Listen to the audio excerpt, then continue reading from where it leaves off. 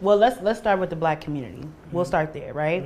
You know, we talked about it, and I told you that I had some conversations with some, you know, people in the industry, and half of the people said you're making the biggest mistake for your brand, right? Because you bring in Tekashi in, he's going to troll the interview, and even if he doesn't troll it, the Black community is going to be mad for certain reasons we're about to address, right?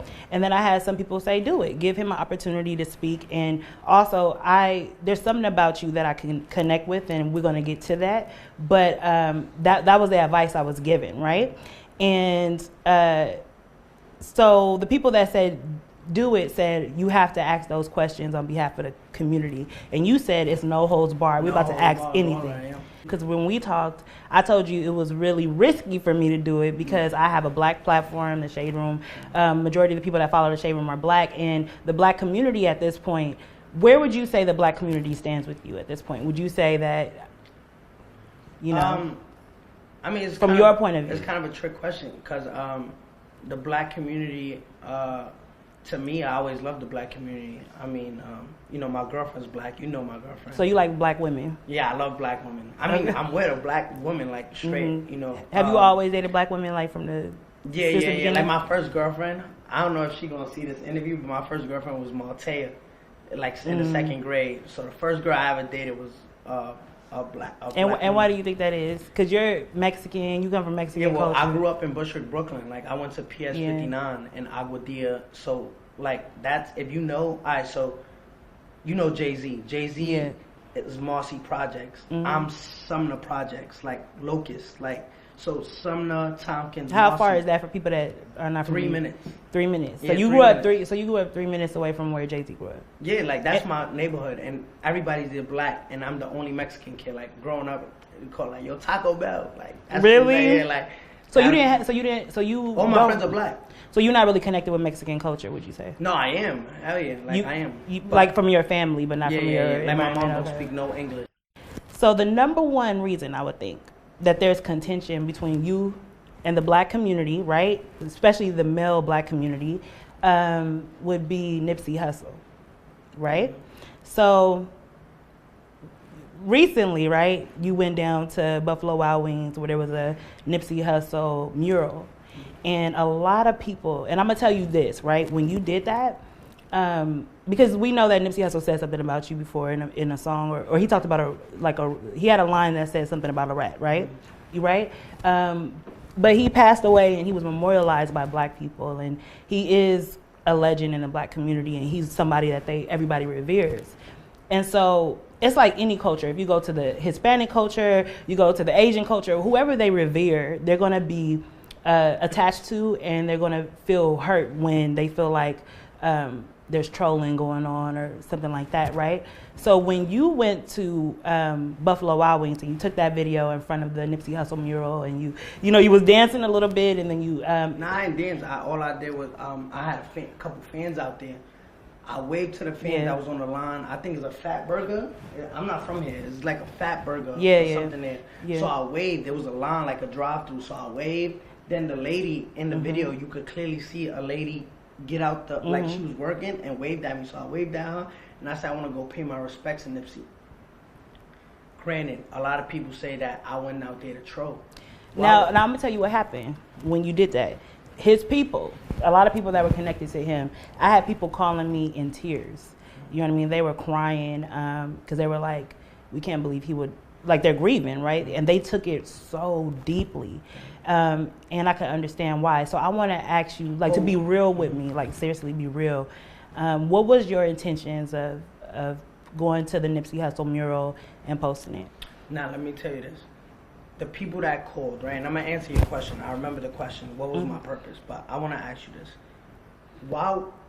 Before I got locked up, right, before I was arrested, before the cooperation, if Nipsey didn't, like you said, like, Nipsey made a song. I never heard the song. But why would he make a song about me? Why? Well, he didn't make a song about you, but people are saying that there was a line that you may have missed. There's some hazy rumors around you. When I was locked up, I didn't even know how he died. Like, all I see, remember, I don't got no cell phone. I don't got nothing. All I see is TMZ, Channel 4 saying rapper, infamous rapper, Nipsey Hussle has passed away, so I don't even know. So how according to you, you're saying you never had any beef with Nipsey. I never.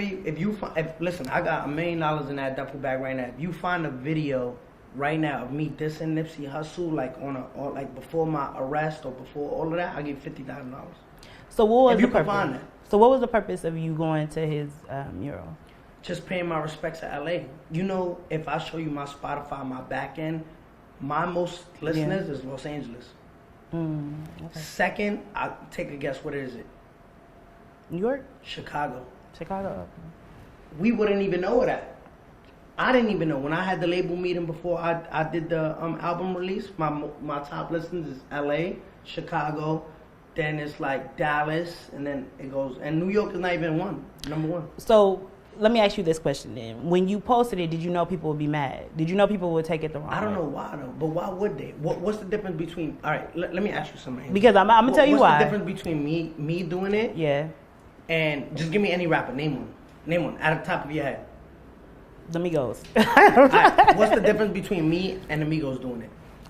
The difference is, and I'm be clear with you, like I said, I'm gonna be honest with you. The difference is that everybody knows what Nipsey stood for. Mm-hmm. Everybody knows that Nipsey was against, snitching. He really abided by the street code, right? Mm-hmm. So when you went there, right, and correct me if I'm wrong, did you say it was the store? Nipsey Hussle's like store that you were at? Yeah, it was closed. I got out the car. There was people there selling bandanas, Corona masks. So I said, yo, I can't do it here. Mm-hmm. So I went on the same block around and we did it there. Like, this is the thing. I don't think people are fair. You know what I'm saying? Because if I do it, it's trolling. If I do it, oh, you didn't represent. How did I represent? What's to be honest, I don't even consider myself a snitch. Let's put it like that. This is what I feel. I feel like you have a hard time sometimes taking accountability. Would you say that about yourself? Well, have you heard that? What do I have accountability? All right. What do I have a hard time accepting? And I'll be completely transparent. If I were you, I'd be like, hey, Pop Smoke, me putting Pop Smoke and talking about how he died and you using that to justify why I have security could be, seen as, people could take that as disrespect just because he's passed. You know what I mean? But that's just one thing. No, let me touch on that. You know me and XXX Tentacion? Mm-hmm. XXX was my close friend. I'll pull up the DM like I did and other things. Mm-hmm. The day before he died, he texted me and said, be safe and never let your guard up, right? The next day he died. Let me see if I can pull it up for you.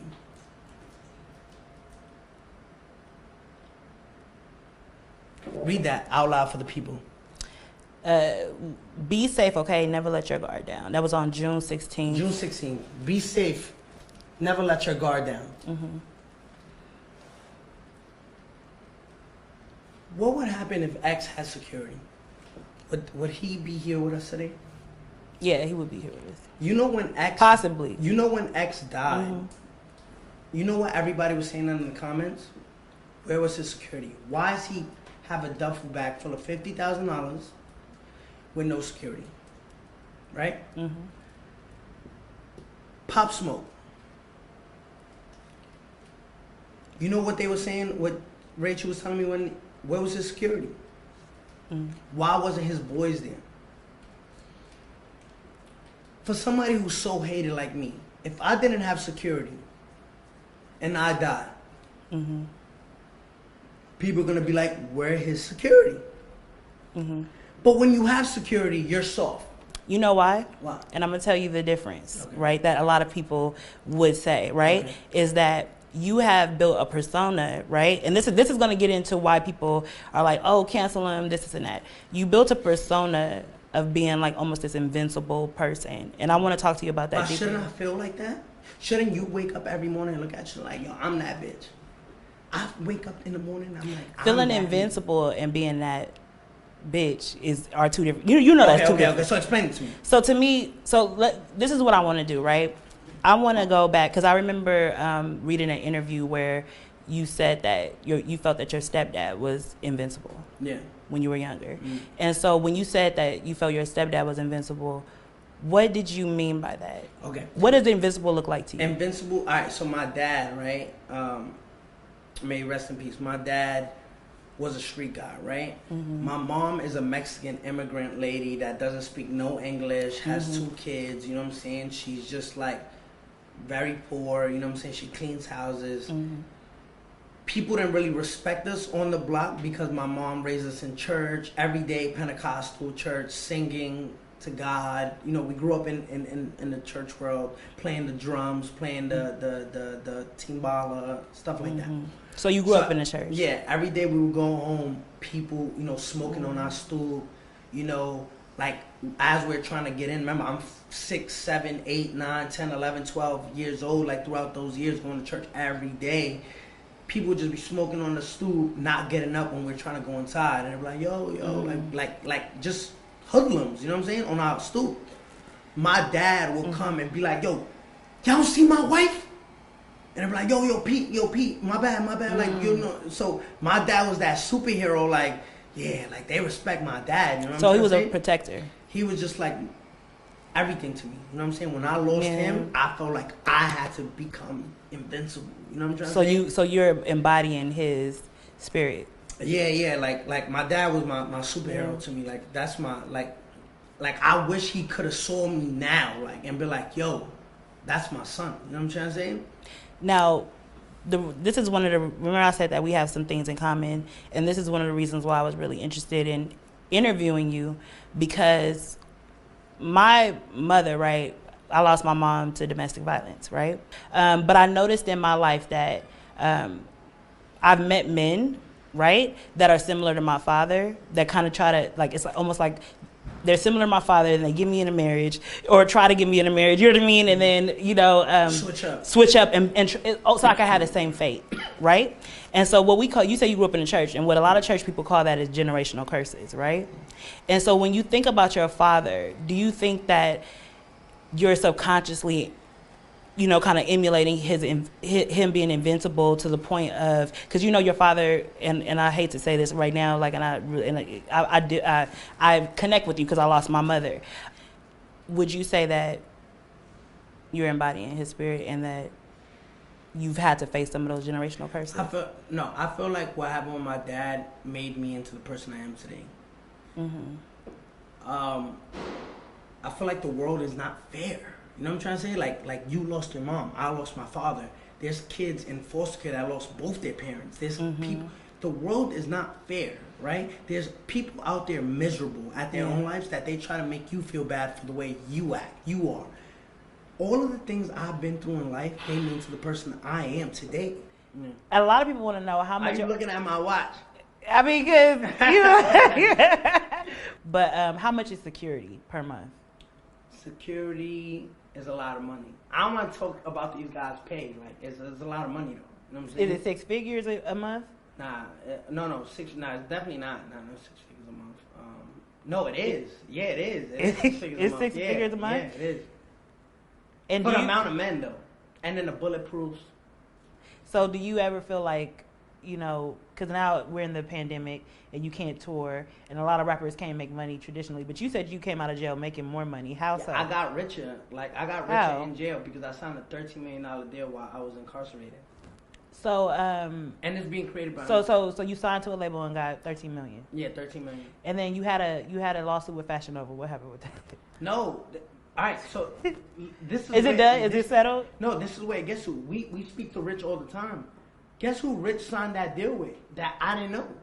Oh. He signed the deal with Shotty, and Shotty they sent him $225,000. Shotty gave me $120. This guy was just wilding, like, and but the thing that, remember, he was sleeping with Alexis Sky. He was sleeping with Lance Stevenson's baby moms, Phoebe. He was sleeping with Cuban Savage. He was sleeping with all the girls that I would talk, like Betty Idol. He was promising, yo, I'm gonna make you into a star.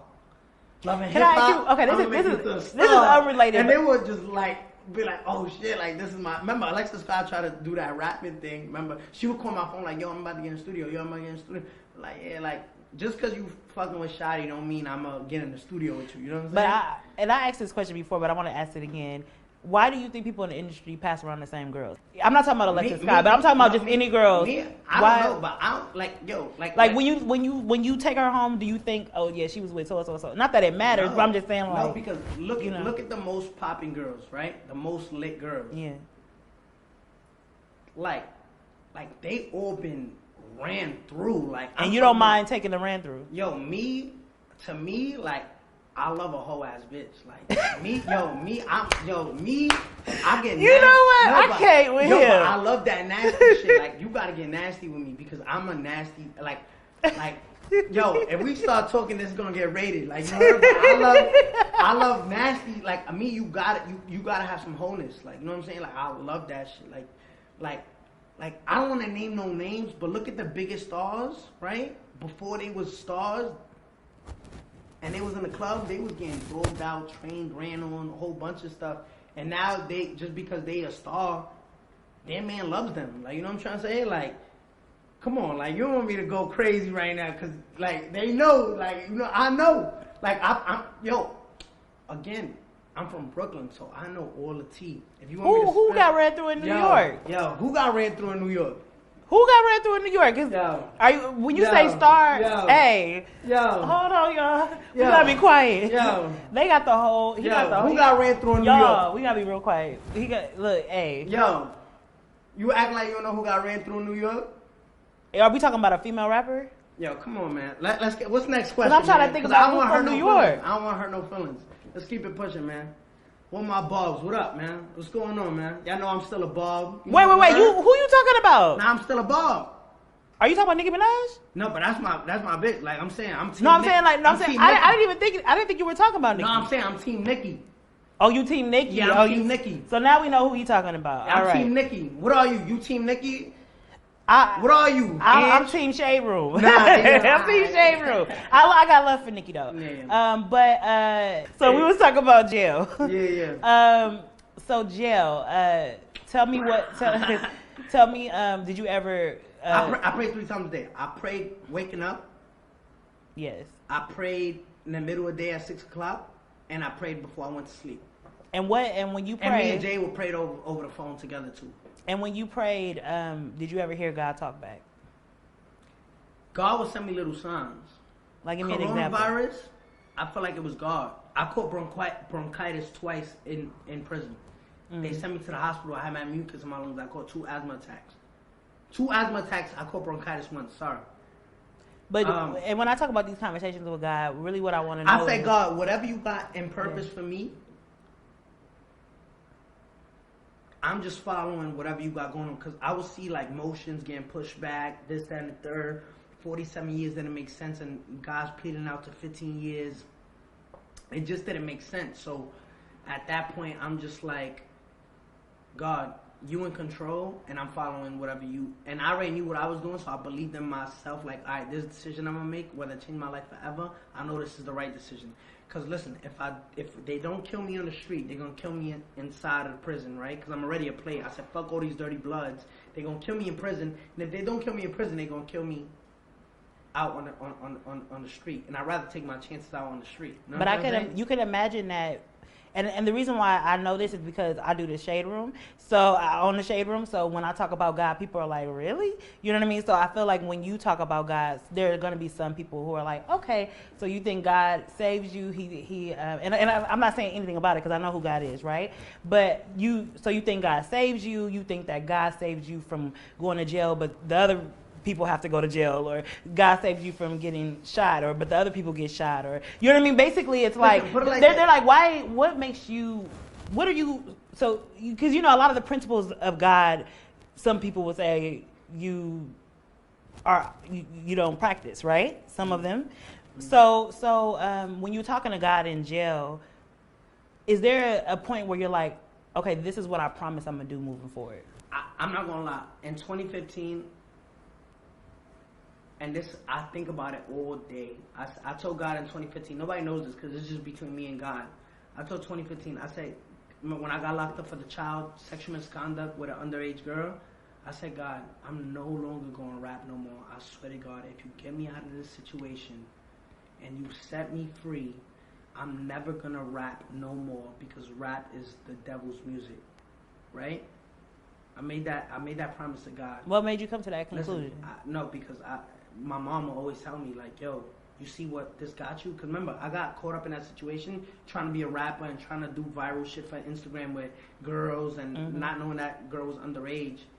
That took me to that place, and I came and I promised God, I said, please get me out of this situation, get me out of Rikers Island. I promised that I will never rap no more. Came home and I still rapped, and I broke that promise with God. But then I said, what if I'm doing this, but God is using me for a bigger purpose, right? Like nobody knows that. I'm telling you that now, but between me and God, I tell God I'm sorry all the time and sorry for everybody. I'm just trying, you know what I'm saying? And that's the thing where God understands my mom, how she raised me, how we grew up, and understand that I got a bigger purpose, you know what I'm saying? And so you saying basically, hey, look, you know, we're all sinners, like we all make mistakes, but my heart is for God. And that's the most important thing. Exactly. So that happened, and now I'm home, and I'm just trying to, like, my thing too, Angel, I want to ask you, right? And this because a lot of people want to know. There's this street code, right? And there's rules to the street, street fundamentals, right? Street rules stand so. What if you had to think about street rules? What street rules? Loyalty, honor, no snitching. I don't know. Right, but those are the biggest ones, right? Loyalty, dishonor, no snitching. Everybody want to get on me for snitching, right? No, hold on, follow me. Everybody want to get on me for snitching, but where was the loyalty at? Have you ever heard of the phrase "there's no loyalty amongst thieves"?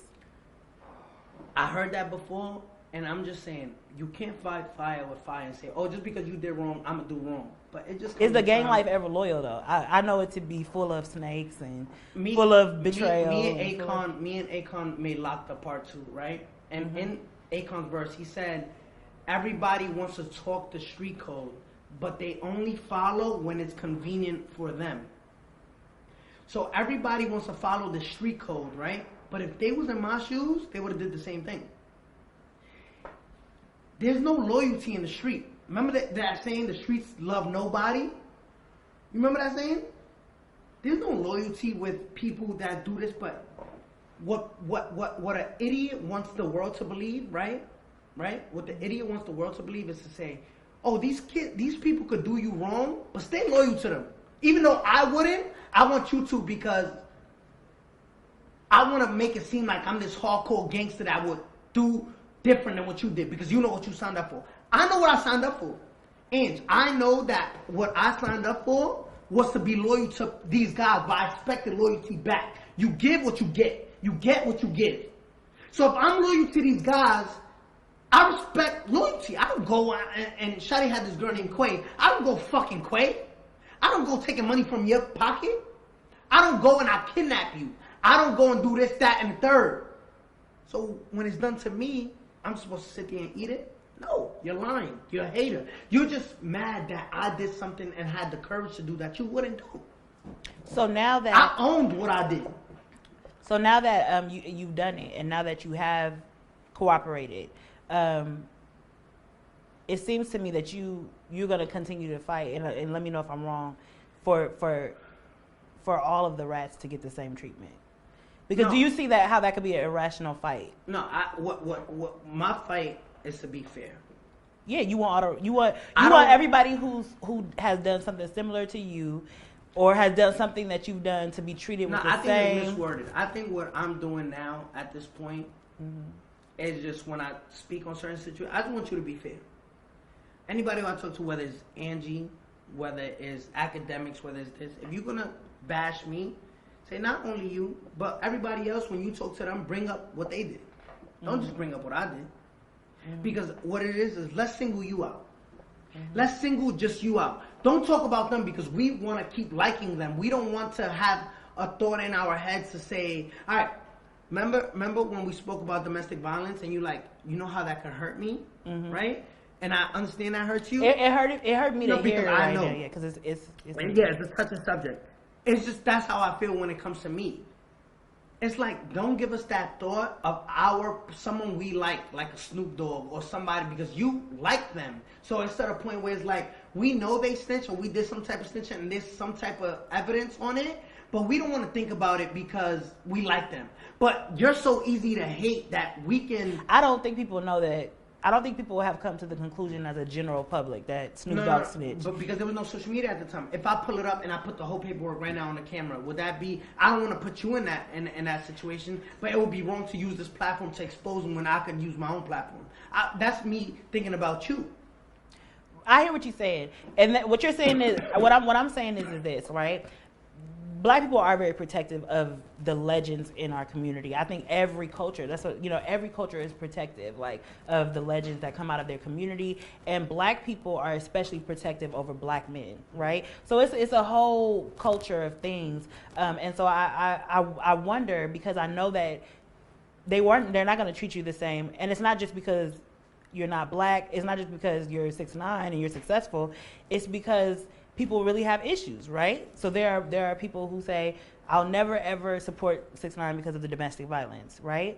And then you have to understand that makes you a polarizing figure. You know what I'm saying? Like, you have these attributes to you that certain people may not like. They may not like the trolling. Can you admit that some people won't like the trolling? Mm-hmm. And so, you know what I mean? So it's like, I think that sometimes if you look at the picture as a whole, it's like, okay, Tekashi's in it with Dirk, Reese, you know what I mean? All of these people, just Meek Mill, everybody, right?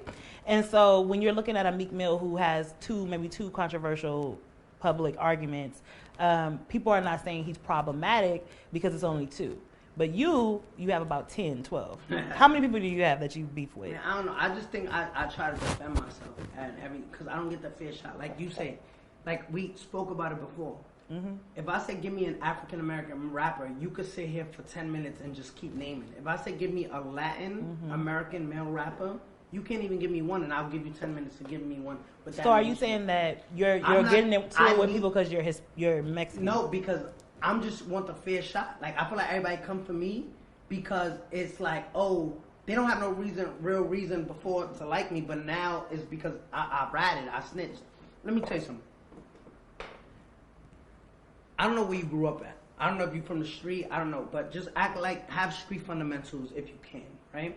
If you're a street girl, right? If you're a street girl, if you really believe in the street, right? If you believe in the street and you all about loyalty and honor, and you don't mess with people who dishonor, right? You can't mix. You can't, like, if you did something wrong, like Nipsey was very big on, like, yo, if you cooperated with the police, get from around me. So street people have that mentality, right? Yeah. Act like you're a street person, right? And just have street fundamentals. If there's a guy that you know ratted, offering you a job, and you really need a job, you really need this job, you really need to get paid, but you know he ratted, would you take that job? And you're a street person. He's a rat. He's a known rat. He ratted, and he's about to cut your check. I wouldn't take it if I'm against ratting. You wouldn't take it if you're against ratting? That was against. But why? Because it's about honor, and it's about loyalty. It's about integrity. You ever heard the word integrity? It's having morals, because you have to stand tall on something. I think integrity. I wouldn't take money from a rat because my integrity, my loyalty to the street wouldn't allow me. Can we look up the word integrity on your phone? Yeah. Let's do it right now. Do it quick. I love looking up words, even when I know the answer already. I spelled it wrong, but I know they're going to correct it. How did you spell it? I spelled it Integrty. And I spelled it wrong. Almost. All right. The quality of being honest and having strong moral principles. So you being a street dude, wouldn't associate yourself with a company or a job knowing, yo, this person ratted, but this person has a job that I need to get paid, but my morals and my integrity, my principles won't allow me to take that job, correct? If it's against my principles, yeah. If it's against your principles. Let me ask you something. And be honest with me. Don't try to wiggle your way out. You think Meek Mill is against ratting? Here's the thing. No, please just answer the question because this is gonna be very direct. Is Meek Mill? I'm gonna be honest with you. I don't follow Meek Mill that hard. All right. So, but I just want to know: do you think? I think he is. He is against ratting. He's definitely stated publicly that he's against ratting. He's against ratting. Mm-hmm. Meek Mill is signed management deal with Roc Nation. The CEO of Roc Nation is a known cooperator for the federal government. Guess who cuts Meek Mill's checks? The federal government. Desiree Perez, who is the CEO of Roc Nation, cooperated with the federal government in the 1990s. She was distributing kilos of cocaine. She wasn't a federal agent. She was a civilian, a cartel distributor who was caught by the federal government, made into a rat, and they made her wear a wire, and she took two cartels down.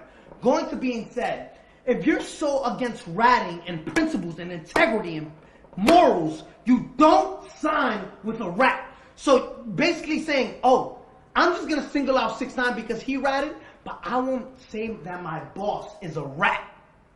That's being fake. That right there is saying I'm a hypocrite. You know what's a hypocrite? That says I don't fuck with rats, but I'll sign to a rat. So that's the source of all of this. No, that's the source of the trolling. No. Now, what is it now? Because this is what I'm saying. No, wait, don't fight it. I'm not fighting it. Is that a big contradiction? Angie. We've heard. No, Angie, don't fight it. Hold on. I'm not. I'm not. Is that against principles? If you were a street person. If I was a street person, that would be against principles. There you got it. So this is what I'm saying, right? So I'm just being smart, yo. You can't be smart when it's time to be smart, and then play dumb when it's not, because people want to wiggle out. If I had me, no, the reason you know why people are wiggling because we can't verify this information. Okay, so let me Google. And even if you Google it, Google's fake now. If I look up Tekashi 6ix9ine snitching and it says, that's fake. I'm not listening. This when Meek Mill has an interview, let's interview Meek Mill about this. But I want to talk. I have some more questions for you, right? Desiree Perez is a business person, right? Desiree Perez, chief operating officer at Roc Nation. Roc Nation's chief operating officer since 2009. People also search for Meek Mill, who is signed to Roc Nation. Desiree Perez, right? Let's just put Desiree Perez. Right here.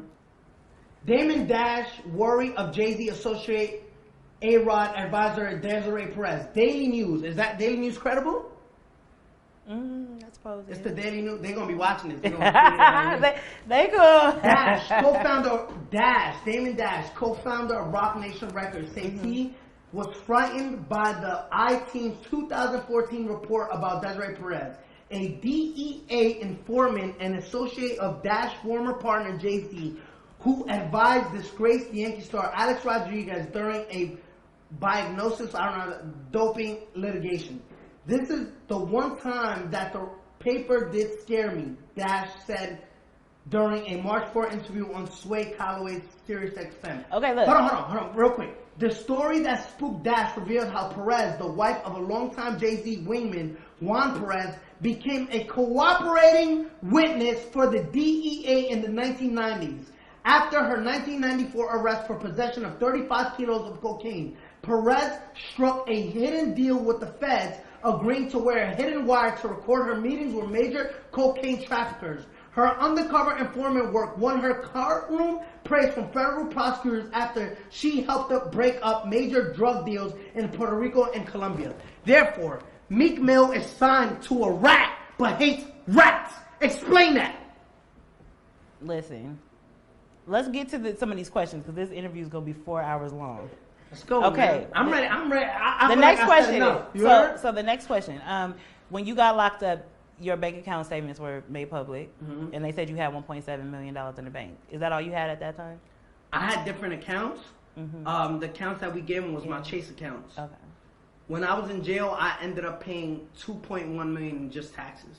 When I was in jail, I spent over $1.2 million in taxes. I mean, $1.2 million in expenses.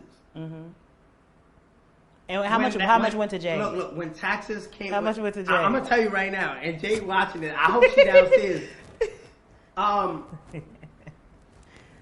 When I called the label, I said, if y'all don't sign me right now, I'm not talking to y'all when I come home. And they said, all right, we're going to sign you. So they signed me. And I paid my taxes with the 13 million because I had like 2.1 million. I didn't have that because I was just spending lawyer fees or a bunch of stuff. But let's get to Rachel. Rachel knows she expensive because I had got her car. So you like your girls a little bit nasty? You like your girls a little bit nasty and a little bit expensive? Yo, the stuff we was doing, like... You like them expensive? Yeah, I'm a trick. I'm telling you right now. I'm a trick. Like, I'm telling you right now. Yo, girls know I love to spend. Like, me and Nikki got into an argument because she's like, yo, Danny, yeah, stop spending your money on all these little bitches in the club. Like, I heard, like yo, let me do what I do. Like, you know what I'm saying? Because I'll be in the club spending $50,000. How much did you spend on Rachel, though, out of the 1.2 million? Nah, I spent a lot of money on like half? 300,000, 400,000, 500,000. What? Over the course of how long? Like $600,000. In how long? And like that year. So if you spending 600, and I'm not nothing on Jay because I know you love her and she's a really nice person. Yo, but look, you Jay no longer together. I've got mad respect for her. No, I feel yeah, but you said that you have bad discernment. But what I was saying was like if you spend 600,000 on her in a year, how do you know that she's with you for love? I don't care. I really don't care. Like me, yo, listen, I don't believe in love. I don't believe in long. Like yo, if we vibing, we vibing. You don't believe in love? Do you believe in love? Yes. Alright. Yes. I can't ruin that for you. I don't believe in love. So what do you believe in? I believe in when it comes to women. I believe in just having a connect. I'd rather a friendship than a relationship. Like me and Jay play around all day. Like she know like you can't love on that level. I'm not an affectionate dude. Like you know what I'm saying? Like trust me, I'm affectionate when I get the time, but it's like I can't. My trust been broken. Like I can't trust her. Like you know what I'm saying? I don't trust her. She don't trust me, and we never gonna trust each other. But we respect. Like it's like I don't play with me like that. Like and it's like it's weird. Like cause it sounds dysfunctional. we toxic. Toxic is what it sounds. Like we all toxic. Right. So the next question I have for you is: Lil Durk said that you offered to pay him $3 million to troll him. Do you believe that? Like, yo, why would I pay him something he's not even worth? Like, what's Lil Durk's net worth? Let's pull it up. Okay. It's like he paying and hit more than what he's worth. Like, I don't even think Lil Durk. Like right now, I swear to God, after this interview, I'll post on Instagram. Lil Durk, post me your bank account right now. Like in your bank, I want to see if you even got $1 million. Okay, so you saying that's not true? No amount of money was offered. I think my security make more money than Lil Durk. So you saying you didn't offer Lil Durk any amount of money? It's not even 100,000. I should just say yeah. That's how much nonsense that is. Imagine paying Lil Durk who can't sell over 100,000. Put it like this. I just dropped an album, right? Let's go to Apple Music. Let's go to browse. It's loading. Do you see me anywhere up here? No. When Lil Durk drops, he gets all of this. He gets face of Apple Music. He gets placed on New Music. I'm not even up here. I'm debuted to sell. I don't even think it's this possible because again, I'm debuted to sell 150,000 first week. Mm-hmm. Everybody posting Lil Durk's album. Remember when May 8th? Remember when he dropped Just Cause You Waited Too? He only sold 45,000. What am I do competing with a dude that sell 45K? So you so we get that one. I think when he did the Drake record, it gassed him like, oh, I'm hot, bro. It's Drake's song.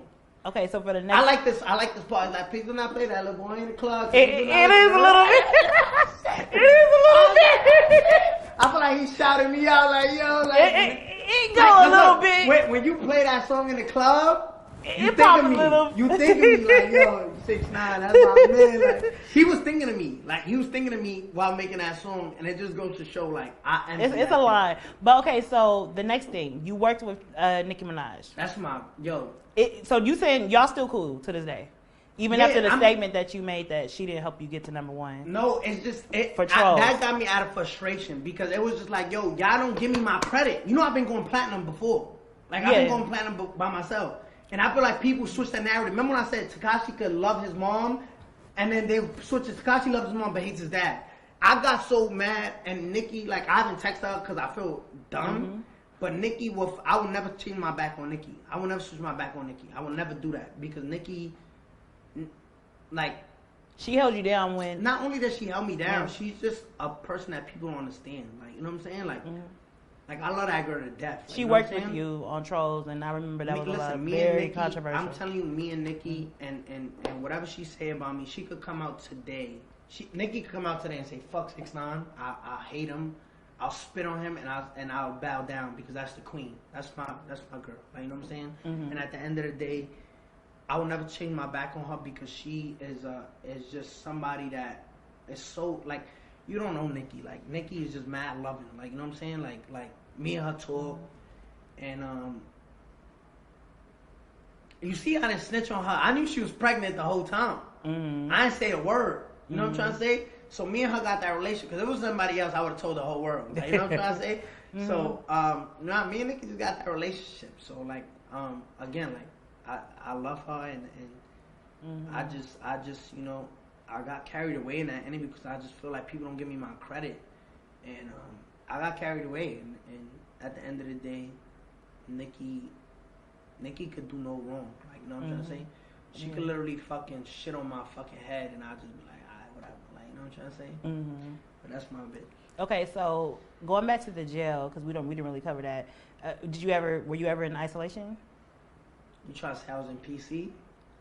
I'm just wondering because I think everybody, I think all of us on the outside, when we imagine your jail experience, you were in isolation. Nah, I was in like a. Or you eating filet mignon, like they delivering it. Like, what? How was they that like? They gave us ice cream though. I never seen no jail do that. They gave us ice cream and Popeyes. Oh, y'all had Popeyes? Yo, some big rat shit. Like, I never seen no shit like that. They was giving. How often did you get Popeyes? Nah, I can't tell that because I ain't trying to get people in trouble. Okay, so but is jail as bad as it? I mean, like what? Like give me. Can you tell me one story? Can you tell me one story that was hard for you? Like the hardest part in jail for you? The trial. Everybody was kicking my back. Yo, I literally went on ESPN. ESPN, you know ESPN, and they were like, yo, Tekashi. They said ESPN was like, yo, who you think is gonna win? Who you think is gonna win? Yeah, I can't tell you, nigga. I ain't no snitch like Tekashi on ESPN. Everybody's watching that one. Wow. And then I was watching the BT Awards, and then they put me up there. But it had me because I'm like, yo, when I go home, I'm gonna turn up, yo. But you making it seem like jail was kind of cool for you because you saying, oh, I was around all snitches, so it wasn't no harm. That wasn't no harm. We had Popeyes and we had this, so I'm just saying, like, what was the hard part about being away from my family?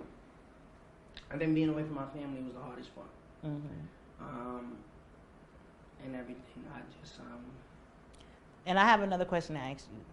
You talked about death, right? When you talked about death and that moment where you thought you were going to die, I think a lot of people feel like you don't care about your life. A lot of people feel like you don't care about death. I'm one of those people. I didn't care about that. Why you asking me how much my security costs? I'm scared to die. But you just told me that Shotty was on the phone saying you could shoot the security too. Mm-hmm. You get what I'm saying? Like security. But they're away now.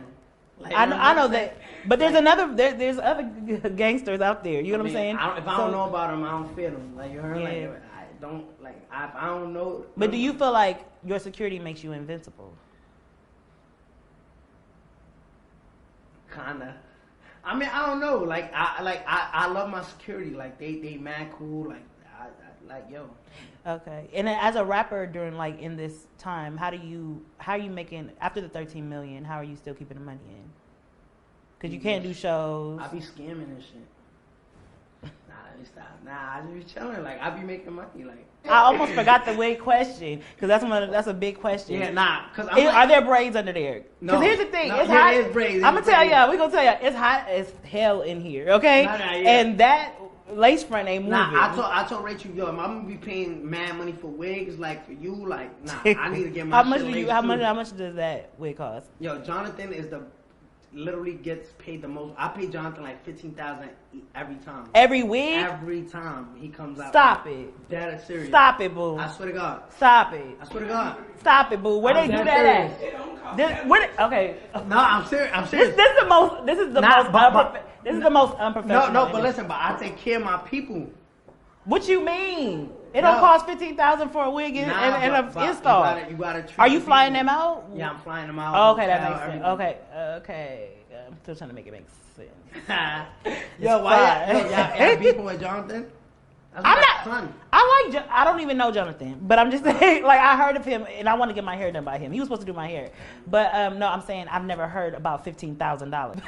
Nah. Low key, because that wig, that's a $1,200 wig and a $300 install. But so, do you have braids under there? Nah, matter of fact, because we do caps. Because I got white people hair. Rachel braids cornrows, but my hairline get pushed so far back. My shit like back here.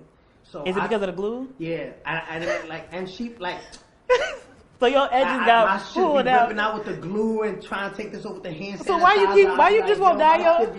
Bro, I can't. And the hand sanitizer instead of the alcohol, because I'm like, yo, the glue begins stuck. I know the struggle. I'm like, yo. So Rachel be trying to violate, because she a hater. So she be trying to rip my shit off, and then my hairline, like, yo, she be bugging. Like, so it's just slick back under there. Yeah. Because mine's look more natural than hers. Hers don't really, it don't look like real scalp. Mine's be looking real scalp. You see the line in there? Yeah, that? She a hater. She's like, what? I went into a rage.